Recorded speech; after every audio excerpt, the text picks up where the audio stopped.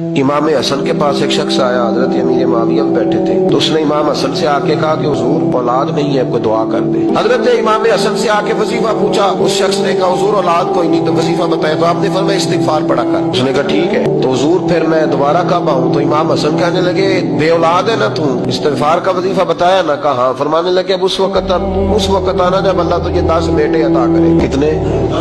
2-4 नहीं, 10 ही कह दिए। तो हज़रत अमीर मुआविया रज़ी अल्लाह तआला देखा, कहने लगे हसन इतना बड़ा दावा। आप फरमाने लगे मैंने कह दिया ना, तो अल्लाह फजल करेगा। हाँ हाँ अल्लाह खैर करेगा, खैर हो जाएगी। वो शख्स कई सालों के बाद आया, कई सालों के बाद। तो हज़रत अमीर मुआविया को भी साथ लाया, कहने लगा हुजूर अल्लाह के फजल से अल्लाह ने 10 बेटे अता फरमाए, पूरे 10 ही अल्लाह ने दिए। तो हज़रत अमीर मुआविया कहने लगे जनाब बात तो आपकी सच्ची हो गई, पर मुझे भी बताइए वजीफा कहाँ से लिया? फरमाने लगे कुरान पाक से, सूरह नूह की 10, 11, 12 आयत पढ़ो। अल्लाह फरमाते हैं तुम इस्तिगफार पढ़ो, मैं तुम्हारी बेटों से भी मदद करूंगा, मालों से भी मदद करूंगा।